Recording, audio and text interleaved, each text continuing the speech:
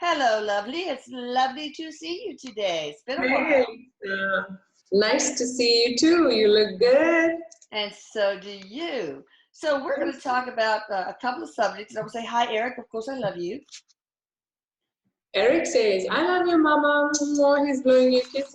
Oh, thank you. Kissy back.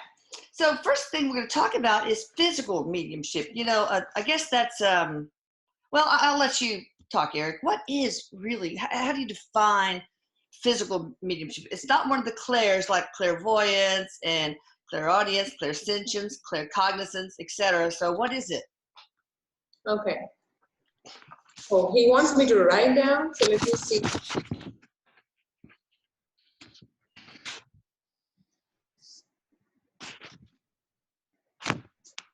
He's talking about bodily senses. I'm asking what exactly he means by that.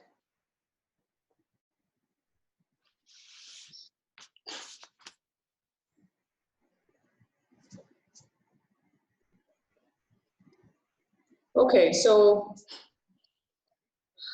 he's using, he's showing me, okay, so he's explaining how like we work, like how I work, or most of the mediums work. They get the images in their head, they hear the spirit either outside of them or mostly, that's the case with me, that I hear Erik inside my head, almost like my own thoughts. But in physical mediumship, he says, and I'm asking if I'm telling this correctly, am I right? He's using our body more, as in, the feelings. And he's explaining this is when clairsentience, and there's one more thing. What is the word for that? Claircognizance. Claircognizance, probably, right? No, that's clear knowing. He's talking about body, basically, when you feel things around you, Yeah, clairsentience, yeah. Yes. So that comes into play more in physical mediumship. And also trans-channeling, he says.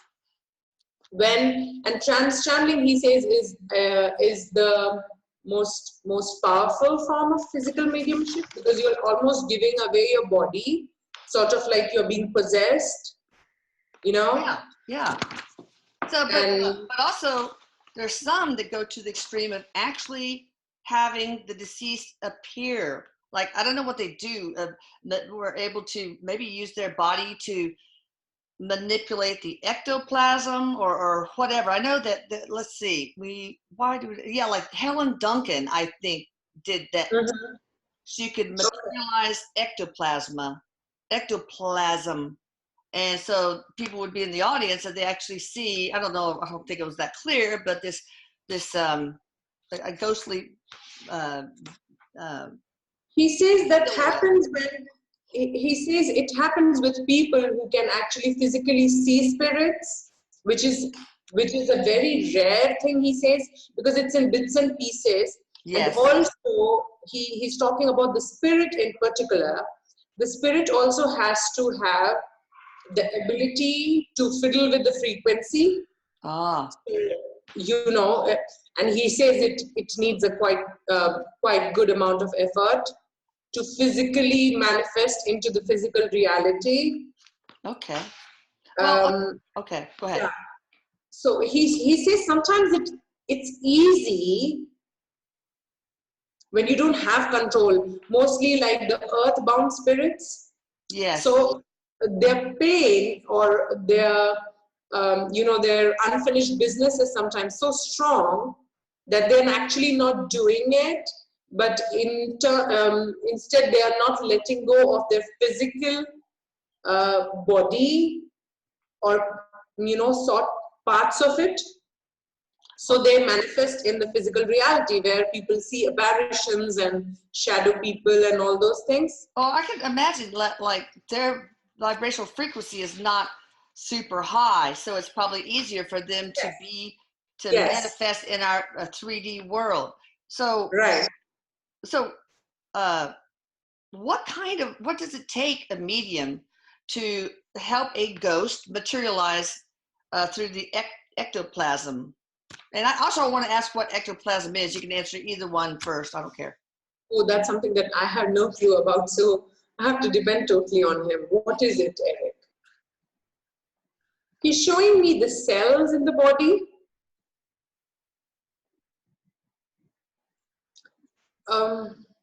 He's almost showing me like how the cells, you will know this better since you are in the medical field, Elisa. He's showing me how they distribute, you know, he's showing me the visual of one cell distributing, you know, becoming two and then more. Okay. So he's talking, so are you talking about DNA? He's talking about the structure of the cell itself. Okay, is it like microtubules you're talking about? Those are involved in cell replication, but they also help maintain the integrity of the structural integrity of the cell. It's almost like he's saying the structure of the cell is different for when it's happening. The physical mediumship is saying, you know, when they have to manifest. It's almost like the physical features of a cell. Wait, of the medium cells? Because, I mean, ghosts don't have cells. They don't have a body. Yeah, that's what I'm trying to understand. They don't have like a physical body. So... Oh, is it the inner... Oh, yes. Okay. So, all right. So he's showing me how our cells react to, for example, light, right? So it's different for different people, how it reacts to the light, to the air, to earth, to grounding, and to frequencies. So for some people, he's saying the whole structure is very different. You know, they have it in them, sort of like how we say, oh, they're gifted. But it is different even in terms of their physical cells. Oh, wow. So Helen Duncan... They do. Yes, go ahead. Oh, so Helen Duncan's cells were different in some way? It's almost like he's showing me they're more like, you know, they can grab more information from the frequencies. Almost like, okay. Yeah, you know, he's showing me like a sponge which can absorb more. Okay. So such people have more strength in terms of absorbing more from the environment. Okay. In fact, and he's also telling they can do it on purpose, not like, okay, so he's explaining it's different from people who are sensitive to energies when they can't control. They enter a room and they are, you know, bombarded with all the energies. That's different, he says. There's no control in there. But with people like these, they can actually control, almost like how we astral travel or, you know, set an intention for a certain place. Right. They can do that for a certain energy. It can be a person or a place or a thing that has a certain frequency. Wow. You know? So somehow their cells are different. How exactly are they different? What is different about what was different about Helen Duncan's cellular makeup? He's showing me, okay, this is something that I have no clue about, Elisa. You know, I'm not a science student, but he's showing me, okay, so do the cells have, just like how we have neurons and connections in the brain, do the cells have membranes or things like that, like the connections? Yeah, well, they have intracellular organelles that are wrapped in membranes, like the lysosome, endoplasmic reticulum, and then they have the microtubules and the ribosome and the nucleus. It's wrapped in a membrane of its own. So, yes, exactly. So he says, yes, you got it right, Mom. So exactly that, that network is more complex in such cells. You know, almost like he's showing me these branches, almost like how the cell neurons, the neurons in the brain work. Yeah. So there are more branches to one particular membrane, he says. Oh. If we compare to a normal cell of a human being. Ooh, so those branches are connected to what? The nucleus, the endoplasmic reticulum, the ribosome. I can't remember all the others. He's also talking about the pace of reproduction of the cell, as in like, you know, how the cells grow. Yeah. That the base is also more, he says. It's quicker. Okay. In terms of when it comes to such people. So and he's talking about elasticity. There's something like is there a term which is related to elasticity of a cell? How is it? Well, I mean, the phospholipid membranes have some elasticity to them, I guess, and Okay. yeah, maybe. So he says, even that is more, almost like, and I don't know why he's showing me like a cell is expanding. Okay. Almost like something that can store more, Store more what? Yeah. Store more information. Okay.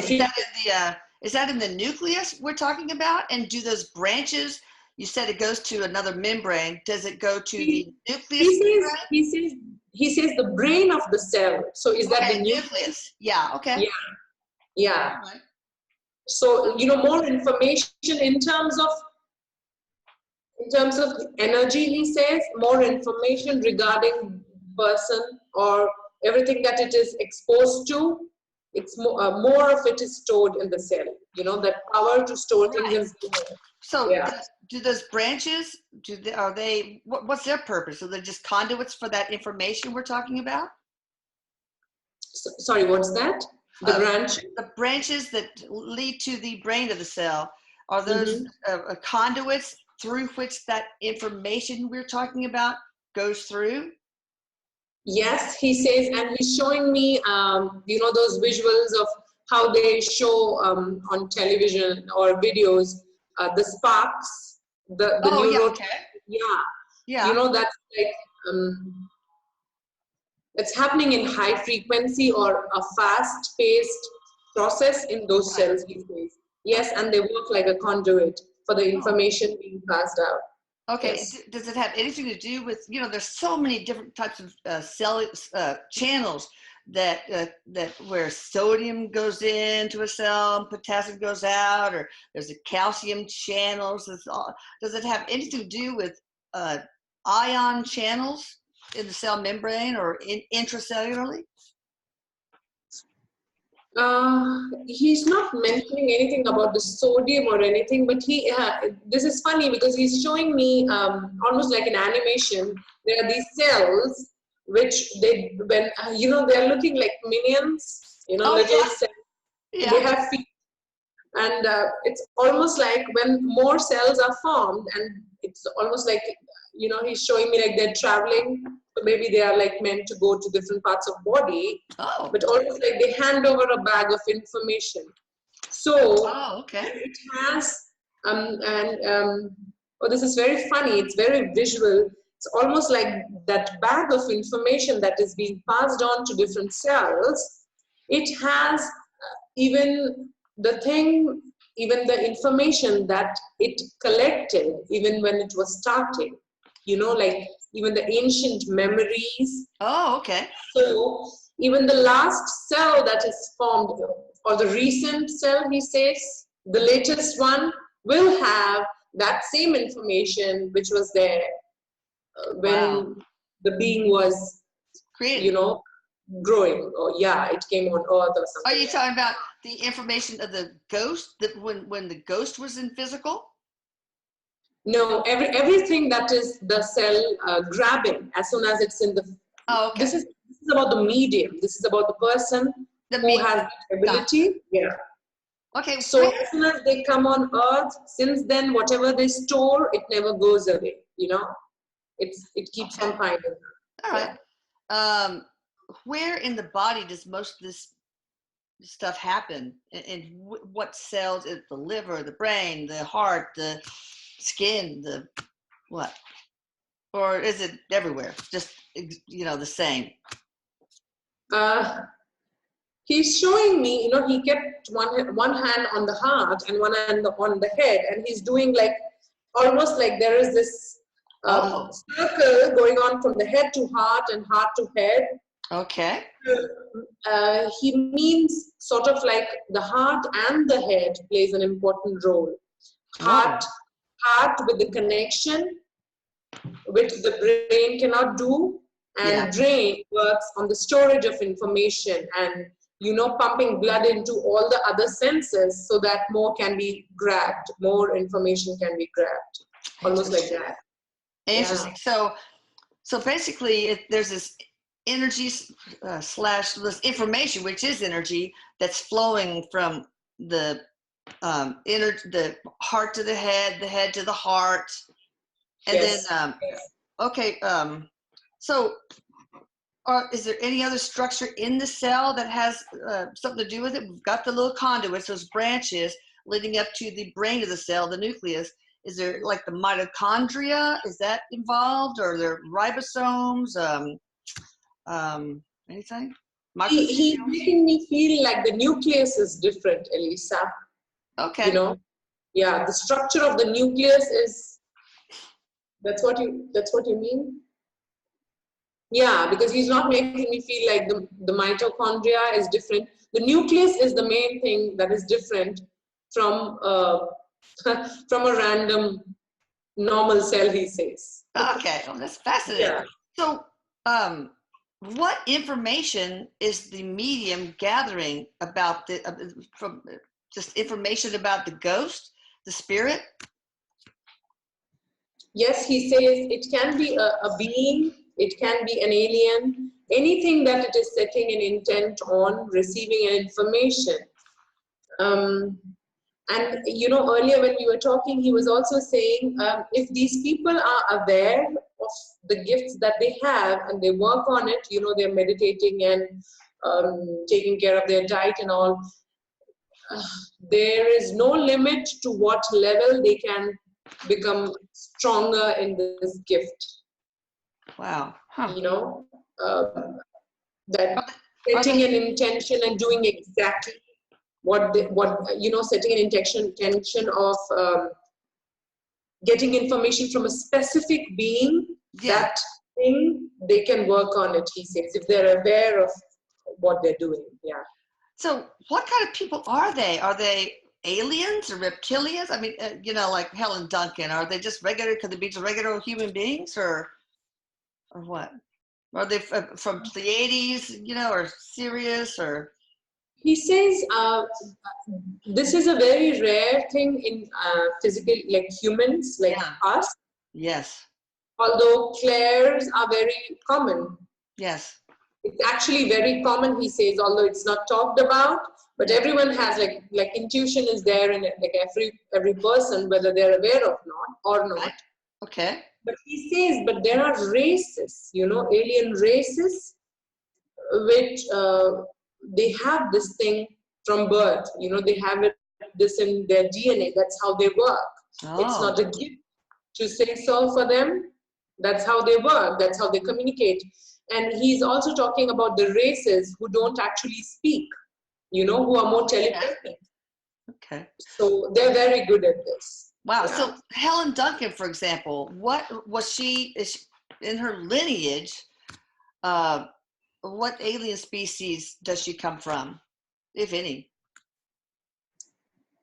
Okay, so he's mentioning Atlantis and Lemuria. I have no clue whether they are interrelated. I just know the terms. So he's talking about Lemurians.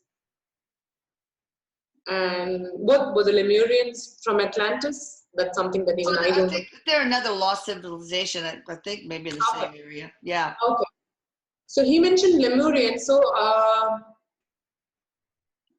but he's also saying this is not more from the lineage.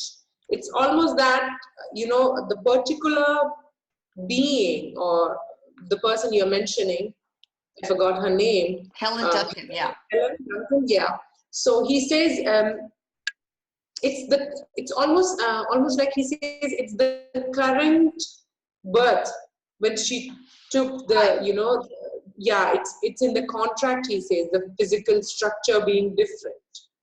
So how does that relate to on the lineage, he says? Well, okay, so were her ancestors from Lemuria, or, I mean, Yes, he says, but he's again saying, but her gift or the things that she does is not because of the ancestry. She did have the ancestry, but the gift is like almost like very current, Okay. Yeah.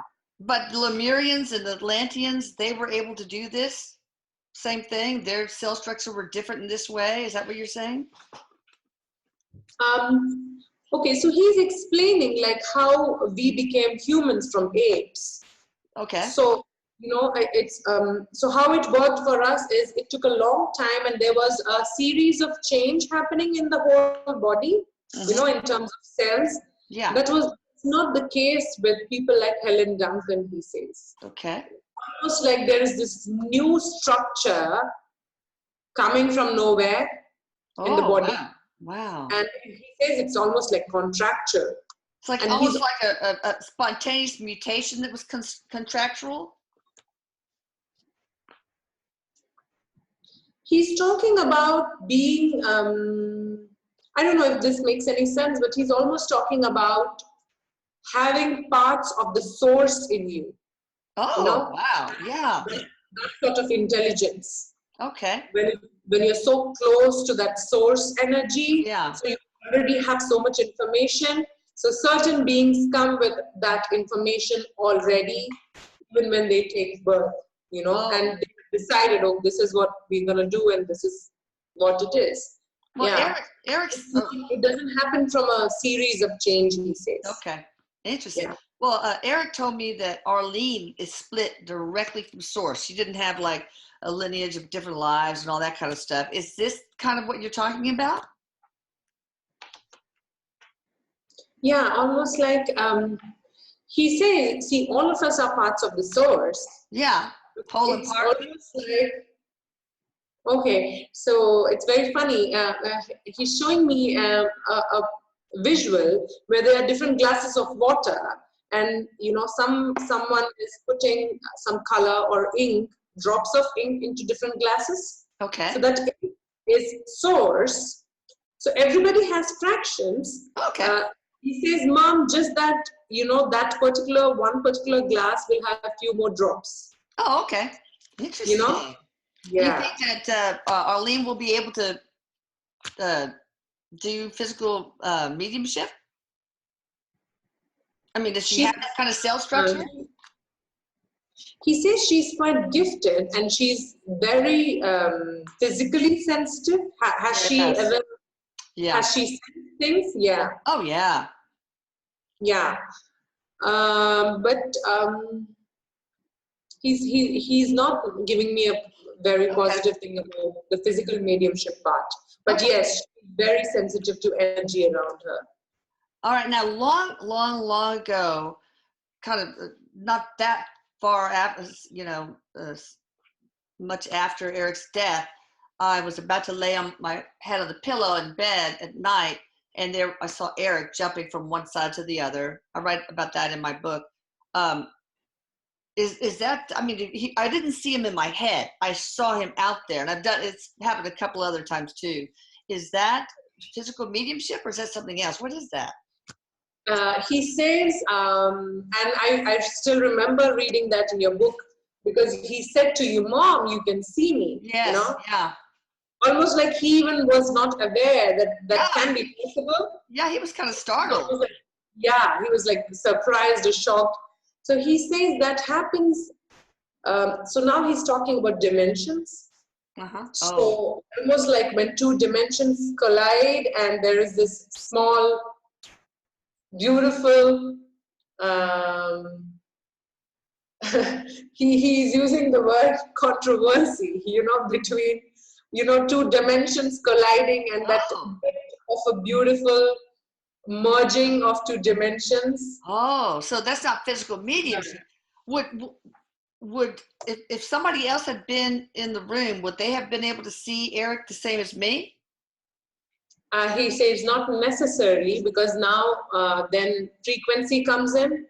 So everybody is working on different frequencies. Yes. So he's talking about, like, there's so many things, God, so complicated. It's very complicated. He's showing like a car engine, you know, everything, the spark plug, the oil, the fuel, everything has to be a spot on to get that engine started. Uh-huh. You know, so he's talking like that. So everything comes right into place. Wow. But he also says it can actually happen intentionally. That's where law of attraction comes in. Yeah. Yeah. One more question about the cells. The microtubules, that's where Erik said the soul kind of, that's where it connects, anchors to the body in the hollow space of the microtubules. Is the microtubules the same as those branches, or those branches were conduits something different?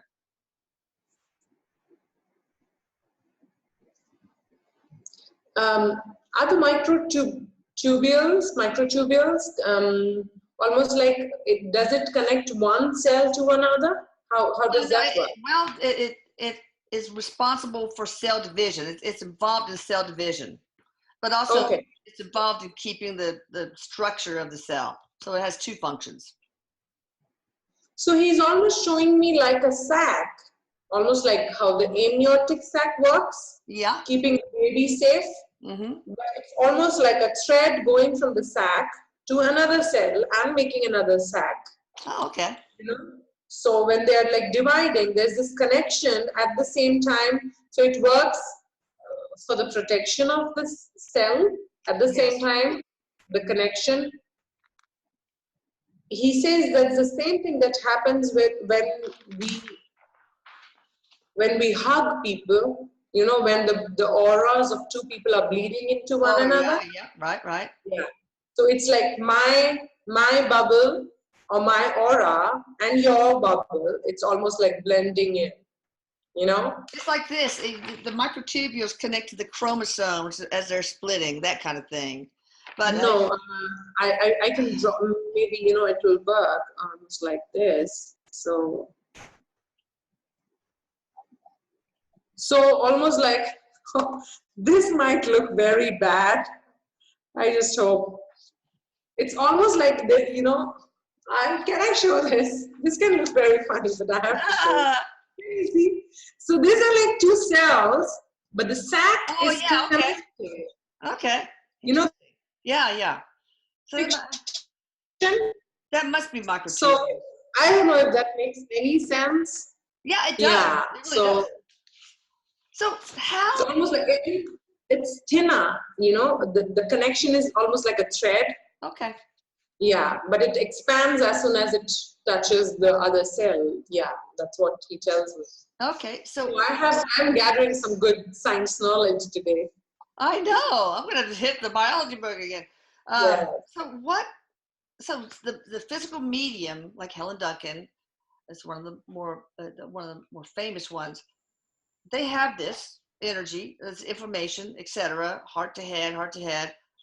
How do they project that to create, to make a ghost appear so that everybody in the audience can see that apparition, that ghost?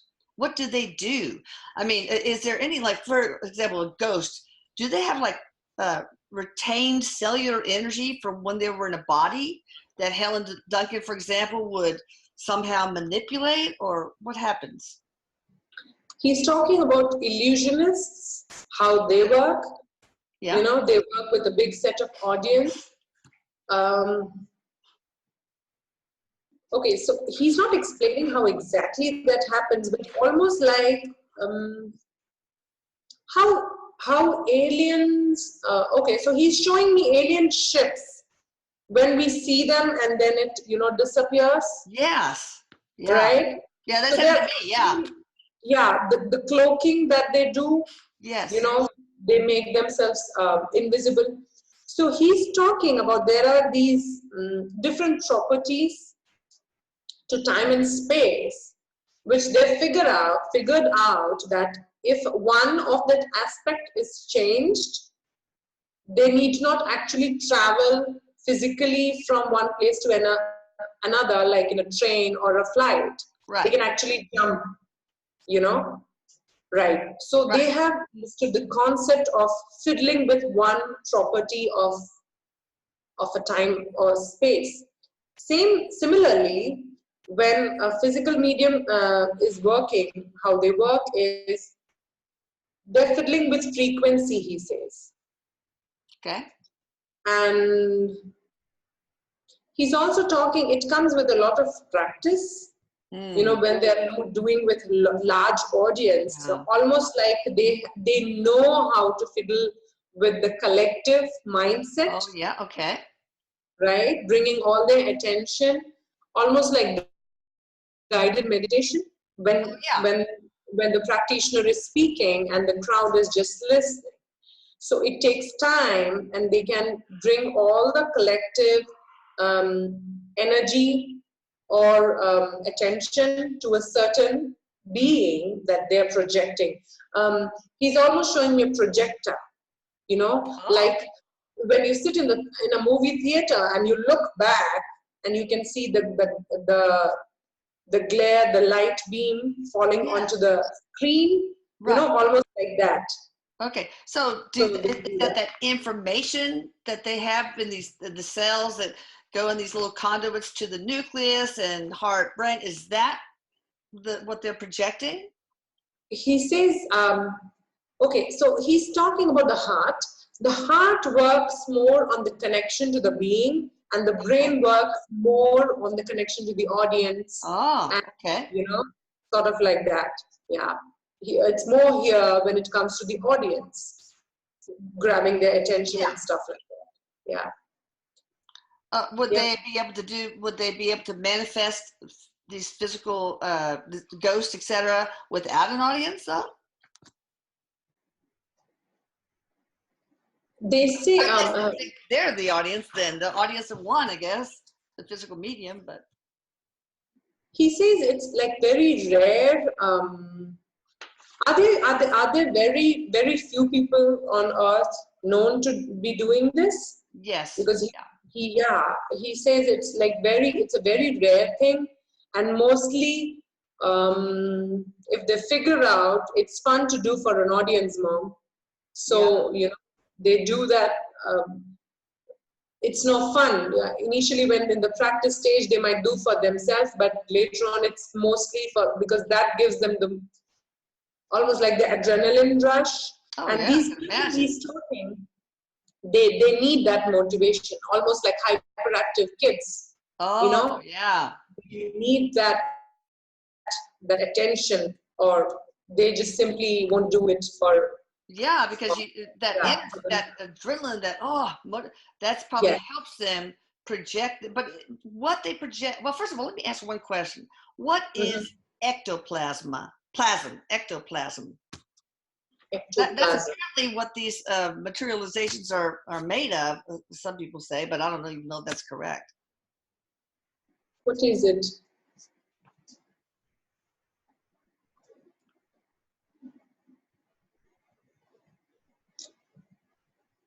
Is it an okay? So the cells have membranes. Yeah.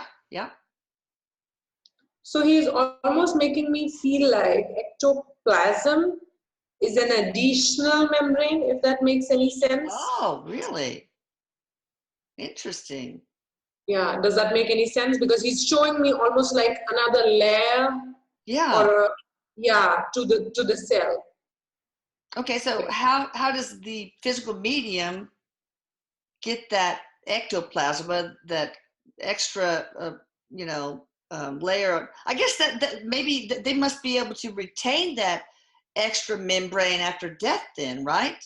That, of course, is energy, but, right? Because that is the, not the physical medium, but it's the being, right? Yeah. The ghost, rather. So this ectoplasm is there in the medium, if I'm not wrong, right? How does that work? Oh, I don't know. I always thought, see, there's Helen Duncan, and she gets this ectoplasm to manifest where the shape of the ghost or whatever in front of the audience. But let me see what it says. I'm looking it up. The more viscous, clear outer layer. Oh, of the cytoplasm in amoeboid cells. So cool. Or a supernatural viscous substance that is supposed to exude from the body of a medium. Oh, you're right. During spiritualistic trance and form the material for the manifestation of spirit. All right, so that we could see the spirit manifest in her, like Helen's ectoplasma, that outer layer of the, which I don't think everybody has, amoeba, but no, he says they don't have. No, it's not a common thing. And he almost showed when you asked that does it stay after the death? He said no, they don't need it. Yeah, no. So that's the medium. Yeah. So yeah, he was showing it deteriorating or shrinking down as the hours pass after their death. Yeah. So these physical mediums, just like the other weird, different cellular makeup they have, also have this, like amoeba do, this extra membrane around their cells, and that they use to exude and create this projection along with that information that they've gathered into the spirit. So that's pretty much how. Yes, and there's one more interesting thing that when you ask, like, how does that grow? How do they have it? Almost like he's shown me sunlight. You know, that helps in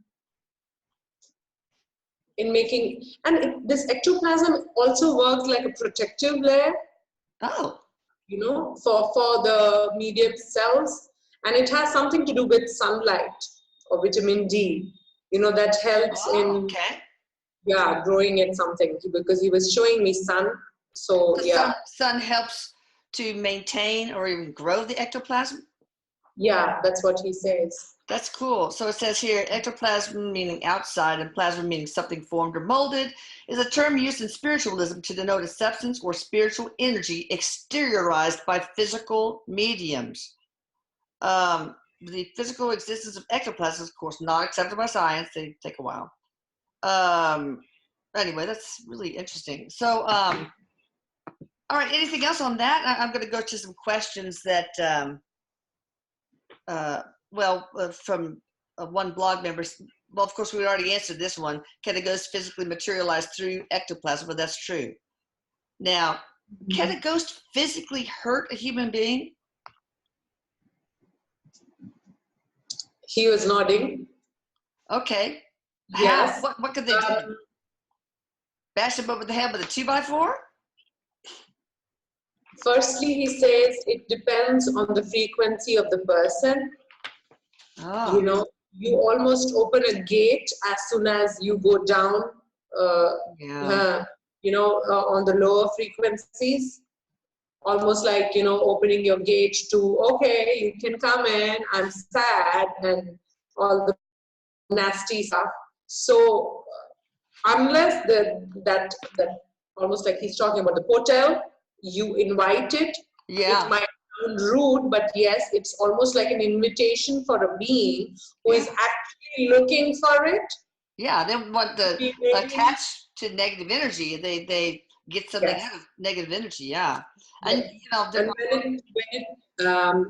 I'm sorry. He says when it comes to physically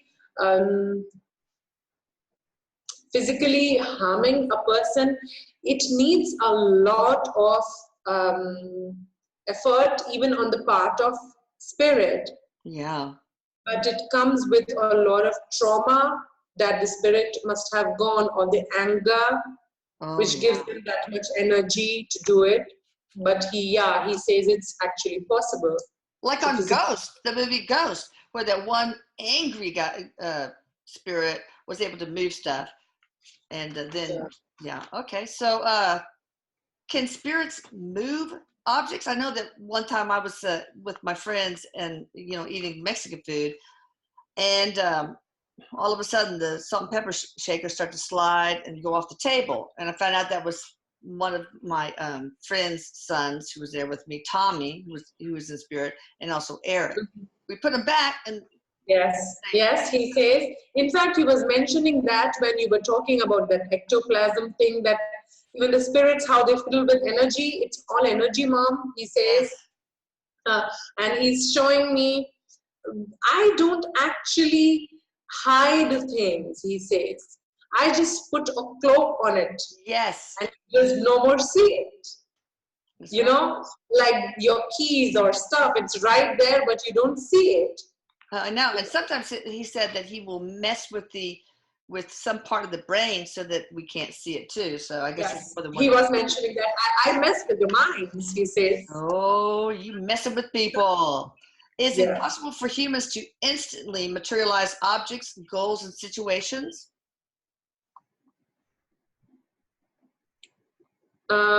He says it's not as quicker in the third dimension as it is in other dimensions, but yes, people can manifest, people do manifest. Okay.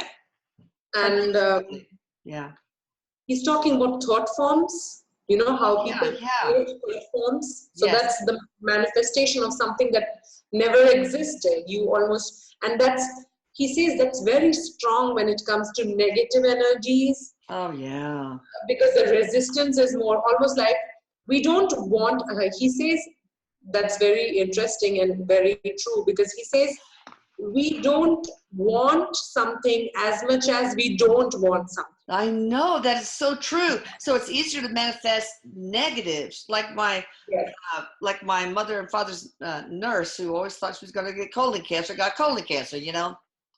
Oh, yes. I was, you know, the one thing, this is something very funny. I was very healthy throughout my pregnancy. And there was just one thing I kept on saying, oh, I was never scared that I'll have a, you know, deformed baby or any other issues. I was not worried. I was okay with everything and I was pretty strong.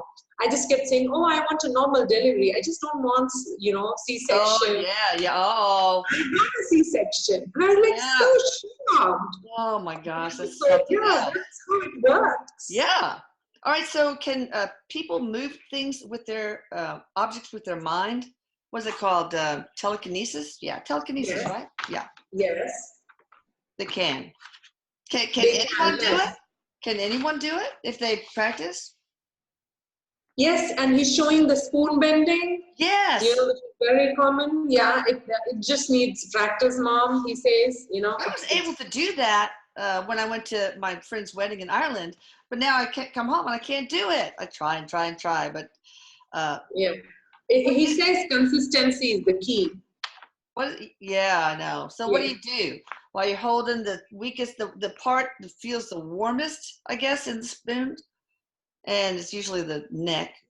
He says, what do you do? The belief that that's not a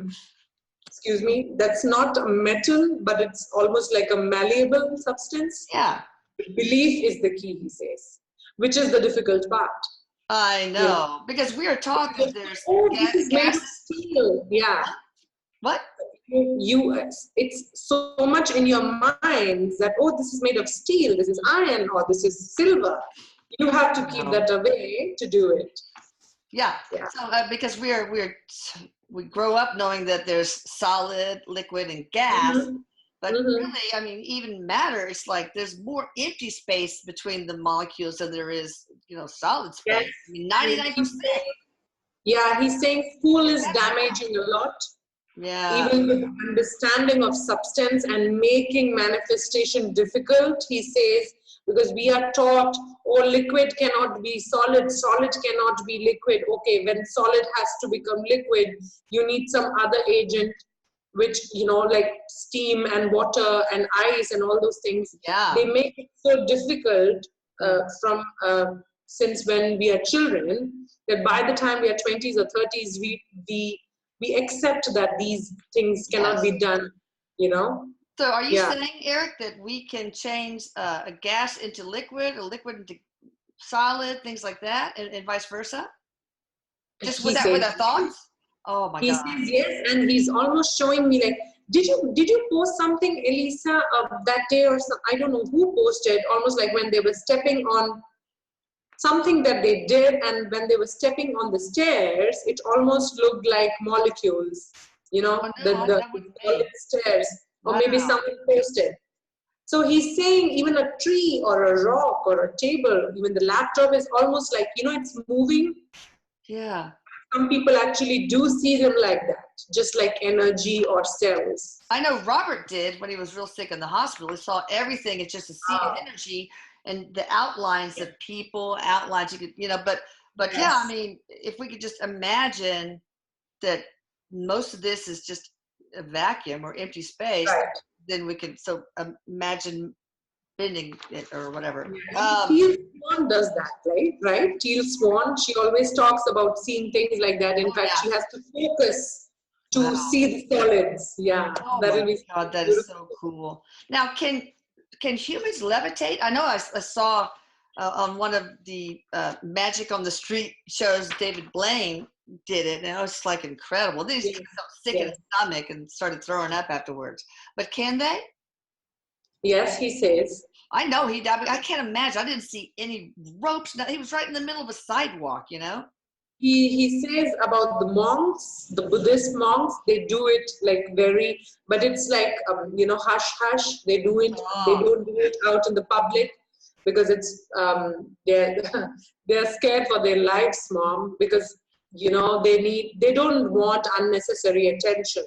But amongst them, because they have a very simple, their diet is very simple, their lifestyle is very simple, and they know how to fiddle with energy and work with it. So it's a common thing even in the children, he says. Wow. Yeah. Okay, so are these people who can levitate? They could be as human beings, or are they like the physical mediums? They could be like an alien or some connection with, an ancient civilization. It's just that they are not taught what we are taught, Mom. Okay. They are just not taught that it is impossible. That's all. Okay. As simple as that. They don't have that block. So they actually levitate, or is it? No, it's not any manipulation of dimensions or anything, I don't think. Okay, last but not least, why don't we see very much of these physical mediums that can materialize with ectoplasm, like Helen Duncan? I mean, you just never hear of it anymore, this person's saying. I'm sure there are out there. I think there's one that's still alive or two or whatever, but. He's talking about contracts, Elisa. So it happens, it's a very rare kind of contract, like a spiritual contract. So mostly, not everybody needs that, for their growth. Yeah. Yeah, so he's saying mostly people need all the drama to grow. Oh, God, drama mama. Okay, so why that contract? That's what they are meant to learn. Why? What does it do to help their soul grow? What's the lesson in it? Teach or teach what are they teaching? So what are they learning? They're actually teaching power, he says. You can do things like that. Wow. It's mostly that when almost like when a child sees magic, that kind of a feeling, oh, this can happen, or maybe I should try it. Almost like, and it's making me feel so emotional now because it's not related, but I exactly thought looking at Jamie Butler for the first time when she was channeling Erik, oh, I wish I could do that, Unless you see someone do it, you will never think maybe this is possible. Yeah. So that makes sense. True. I mean, we have so much power that we have not even tapped into. So maybe that's what they're trying to teach us. So I wish I had the power to just instantly mop my floors without lifting a finger, but that ain't anyway. All right. Anything else you want to add, Erik, before we close? I'm good, Mom, he says. That's all I got.